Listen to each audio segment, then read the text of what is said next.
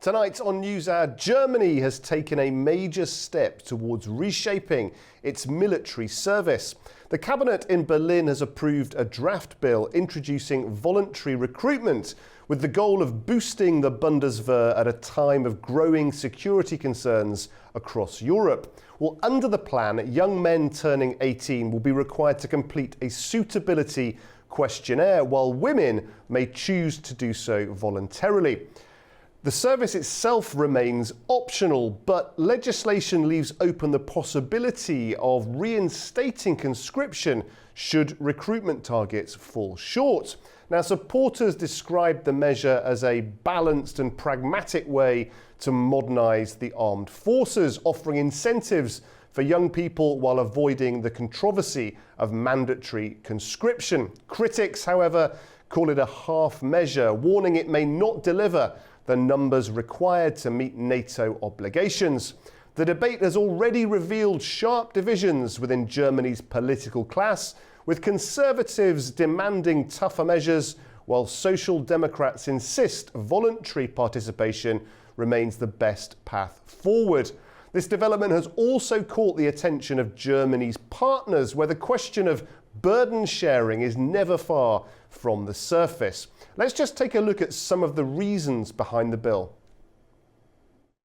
Germany's cabinet passed a draft bill on Wednesday, August the 27th, that would introduce a voluntary military service as the country seeks to bolster national defences over Russian security concerns. The Defence Ministry hopes the voluntary 6-month scheme will help double the number of trained reservists from the current level of around 100,000, and that some of the volunteers will go on to have a career in active service. The bill likely faces a bumpy ride through Parliament, in a test of Germany's commitment to bolstering national defence in times of rising security threats following Russia's 2022 invasion of Ukraine. Germany ended its previous compulsory military service program in 2011 and has since struggled to meet troop targets. Minister Boris Pistorius wants to increase the number of soldiers in service from 180,000 to 260,000 by the early 2030s to meet new NATO force targets and strengthen Germany's defences, part of a planned surge in military spending. The Bundeswehr must grow, Pistorius said in a press conference on Wednesday. The international security situation, above all Russia's aggressive posture, makes this necessary. We don't just need a well-equipped force. We are already well on the way there, he continued. But we also need a Bundeswehr that is strong in terms of personnel. Only then will deterrence as a whole be truly credible vis-à-vis Russia. The bill foresees certain annual recruitment targets for the new voluntary scheme, rising from 20,000 in 2026 to 38,000 in 2030. If these numbers are not achieved, the government could opt instead to reinstate conscription, subject to parliamentary approval, according to the latest draft of the bill. The German government also agreed to create a standing National Security Council with the goal of better planning for the country's medium and long-term security needs. The new body, which replaces the Federal Security Council and Security Cabinet, was a central manifesto promise of Chancellor Friedrich Merz, reflecting a sense that Germany had lost focus on security policy during the relative peace of the post-Cold War years. Germany is the latest of many countries to establish a Central Security Committee on the model of the United States National Security Council, with Britain among the earliest imitators in 2010. Merz also said during the joint presser with Pistorius that he had agreed with French President Emmanuel Macron to make a decision on the future of the Future Combat Air System FCAS program by the end of the year. The multinational defence project aims to develop next-generation fighter jets and related systems for European air forces. Now let's get the very latest from our correspondent Will Denslow in Brussels. With the war in Ukraine on its doorstep, defence is becoming an increased priority across much of Europe. The European Union has pledged to free up billions of dollars to strengthen its defence capabilities, and NATO allies have vowed to significantly scale up security-related spending. Earlier this year, the German government altered its debt rules to allow for increased defence spending. And now, Chancellor Friedrich Merz's coalition is seeking to address military recruitment. Merz has called for the German military to become the strongest conventional army in Europe, but recruitment is seen as an area of concern. Last year, the country had 181,000 active service people and aims to boost that to 260,000 with an extra 200,000 reservists in the future. To bolster numbers, Merz's cabinet has backed a plan to send questionnaires to men and women about to turn 18 about their willingness to serve. In 2027, the aim is for young men to have to undergo medical examinations, but this won't be tied to an obligation to join the military. The initiative still needs parliamentary approval, and it falls short of the compulsory service that Conservatives are calling for. Some lawmakers are asking for the new law to include a provision whereby conscription will be automatically triggered if recruitment targets are still not being met. The government's plan seeks to attract recruits through higher pay and more job skills training without a need for conscription. Defence Minister Boris Pistorius says troop growth is a priority, but warns that this must go hand in hand with building new barracks and increasing Germany's training capacity. William Denslow, Frey News in Brussels. Well, joining me now to discuss this further is John Kavlik, a political commentator and editor at Issue Insight. John, thank you very much indeed for joining us. Quite a situation this, isn't it, for the young people and families in Germany. But what about Brussels' reaction? How is Brussels reacting to this news from Berlin? The challenge for the leadership in Brussels, particularly Ursula von der Leyen and her European Commission team, is they want to keep spending money building a European-centric, Euro-centric defense force in response to what Russia is doing in Ukraine. But the individual members of the European Union are almost all struggling. France is struggling from a budgetary and political standpoint. Germany is struggling in terms of its economy. The Merz government has embarked on this trillion-dollar, multi-decade spending, but in the end, the German military has the problem where what they make is very pretty, and there are German citizens who want to be members of the German military, but the coalition that governs Germany isn't strong, and it's subject to those who don't want to spend money on war, on defense, and those that do. So this is going to be a challenge for the European Union leadership in Brussels to figure out how you manage these interests where from the center, we want to be robust and we want control. And from the 27 members of the European Union, they all have their own specific issues. John, let's just look at the design of the scheme. And this questionnaire, this survey, is getting a lot of attention. So as it stands, 18-year-old Germans will be sent this online survey asking if they're willing to volunteer for military service. It will include questions about their physical fitness. Men will be required to complete the form, but it will be voluntary only for women. Do females not need to be as fit? Are males more likely to lie? What's the thinking behind this? I would say, in both instances, you're correct. Again, this goes back to what I was saying about the fragility of the coalition that is governing Germany, where you have these different parties that have different agendas. And so for some, they will say, well, men should do this. Men are strong. Men like to fight. They're supposed to fight. So they shouldn't have any problem giving up any information for the motherland, for the fatherland. And then there are those who say, well, wait a minute. Women can do just about everything. As a matter of fact, women can give birth. Men can't do that. And women have been called up to serve World War I, World War II, and throughout the German military. And so why this option in, option out?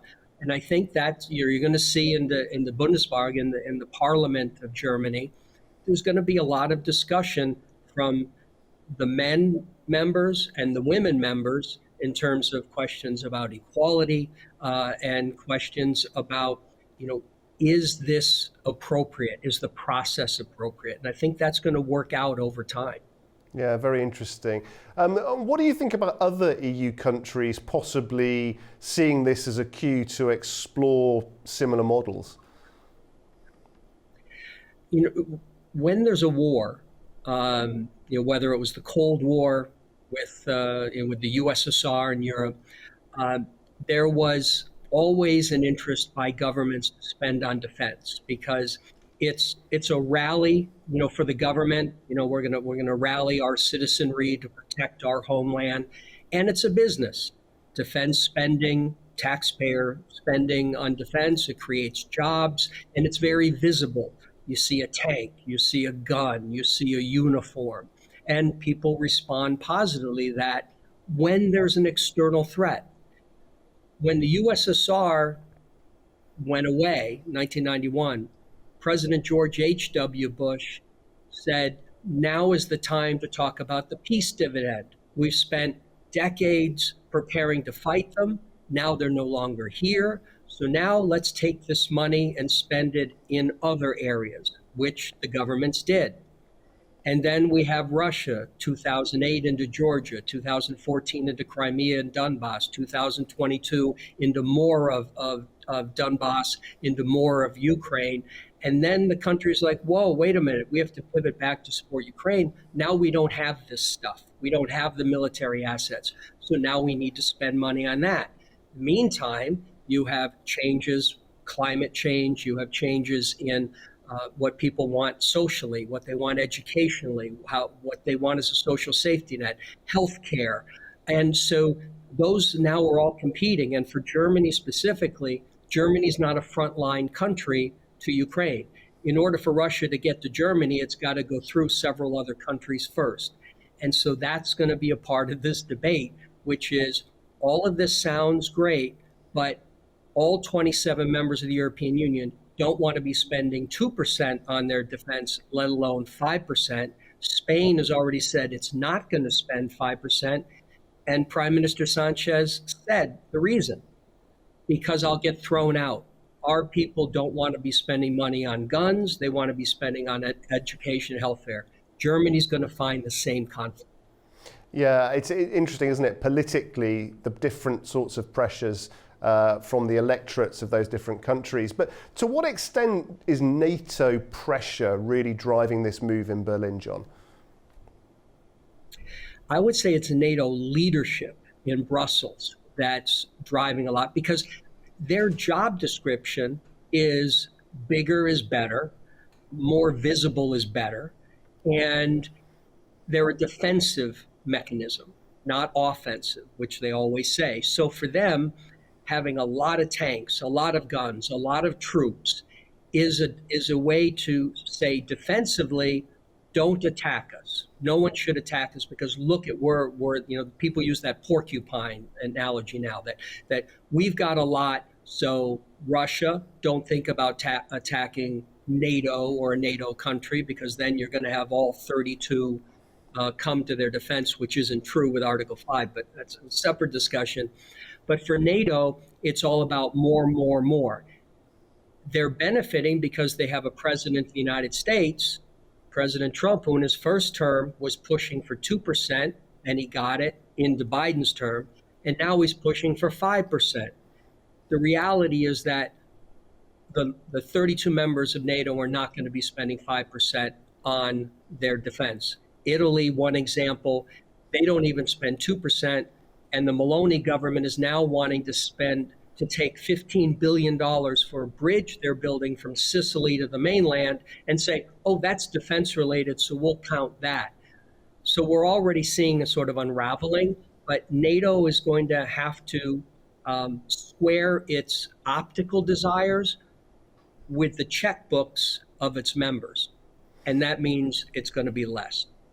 And John, nevertheless, Russia still seems to be a significant factor here shaping Europe's thinking on defence? Different policies, different challenges within the domestic situations of member states in Europe, but Russia's still looming large on the minds of those European leaders.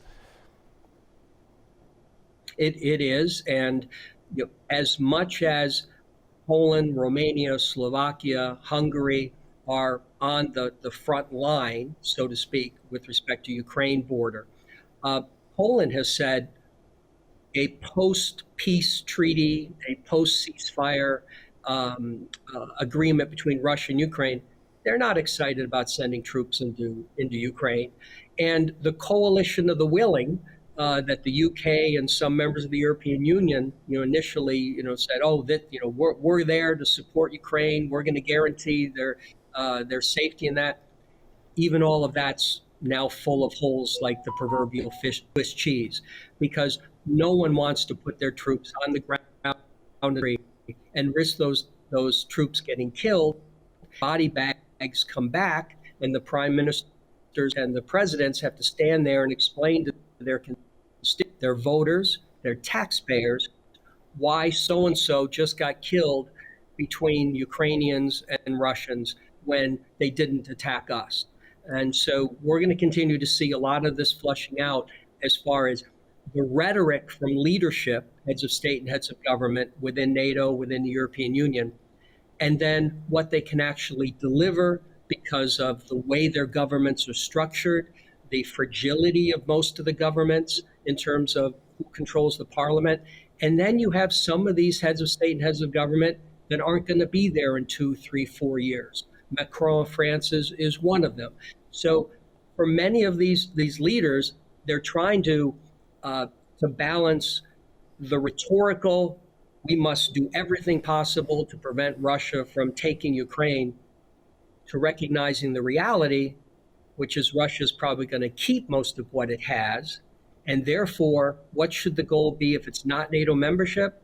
It's EU membership for Ukraine. And that's what Brussels, NATO, Brussels, EU should be focusing on, getting Ukraine into the EU. That's going to be tougher the closer they get, because then it becomes micro instead of macro. But that's still the most important benefit for Ukraine. And you talked about Ukraine there. What is the plan after this rhetoric, John, after the discussions about 2% to 5%? What is the EU's broader security strategy beyond just satisfying this immediate need? There isn't one.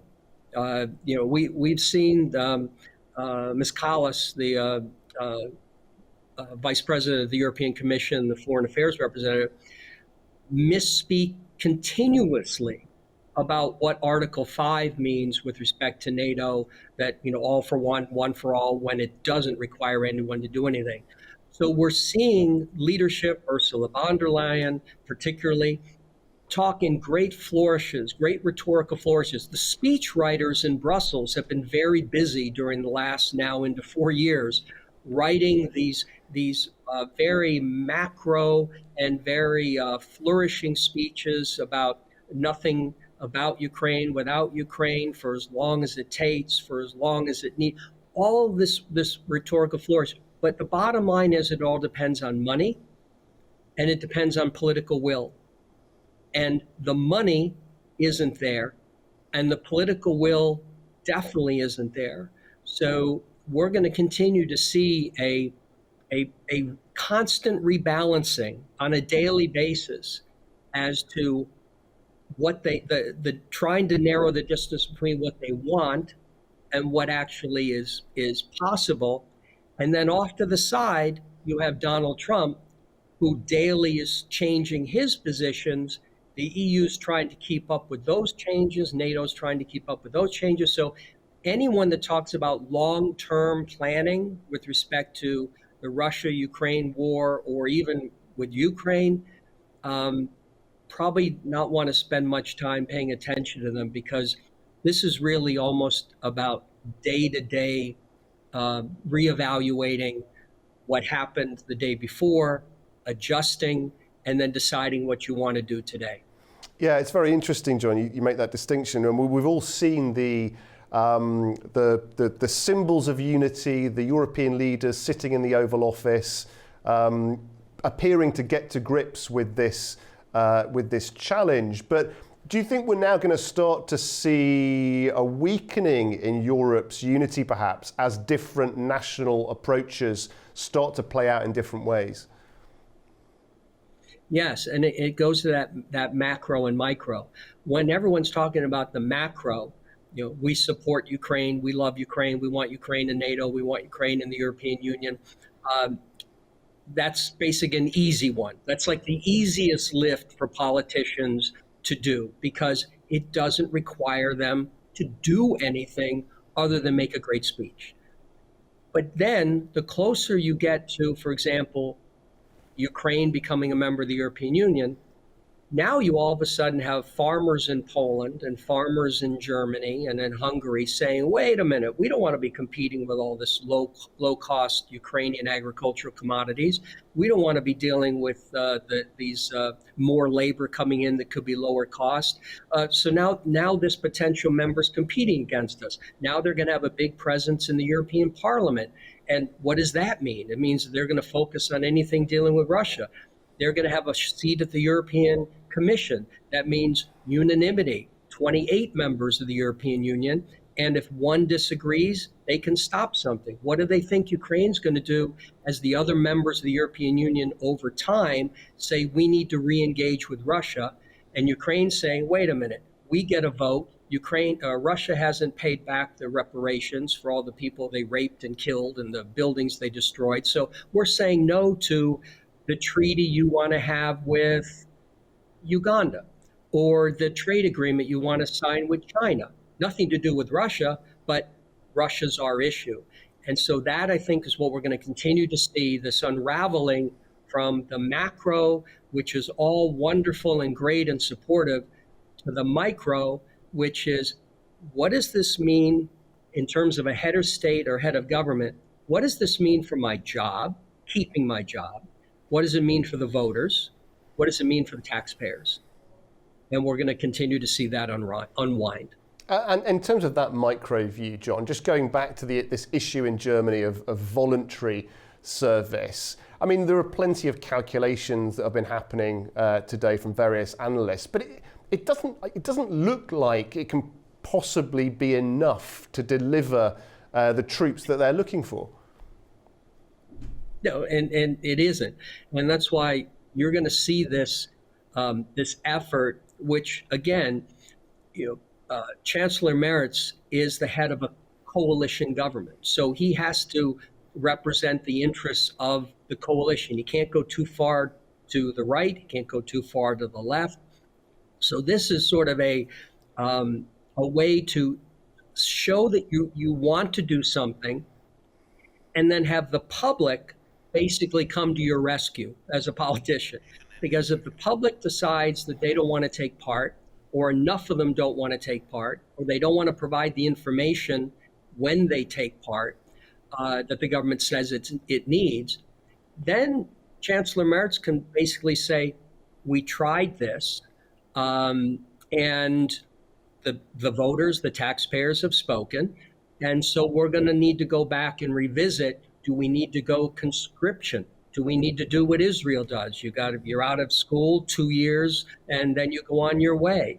And then how are the German people going to feel about that when the economy has been contracting, when they've now got a lot of stimulus that they're putting in the economy, when young people want to be doctors and lawyers and business people and influencers and TikTok actors and stuff like that? And are they going to want to spend 2 years in the military? And so again, we go from this macro effort, which is we want to be inclusive, we want to ask your permission. We don't want to immediately say, you're 2 years into the military. We want to ask you, what do you think, everybody? When they give the answer, then Chancellor Merz has a challenge, because at that point, he's going to have to either move away from what they were talking about, adjust the numbers downward of what's required, or say, I'm sorry, this is what governments do. You elected me to do it. I'm doing my job. Men, women, you're going to serve. You're going to serve 2 years. I'm sorry if you don't like it. Very interesting. Well, I'm sure you'll keep us up to date with things as they develop, John. And thank you very much indeed for your analysis, as always. Thank you. Okay, Germany's new bill then has placed military service back at the heart of European politics. Berlin insists its future lies with volunteers, not conscripts. But critics warn the numbers may tell another story, and the debate is already rippling across Europe.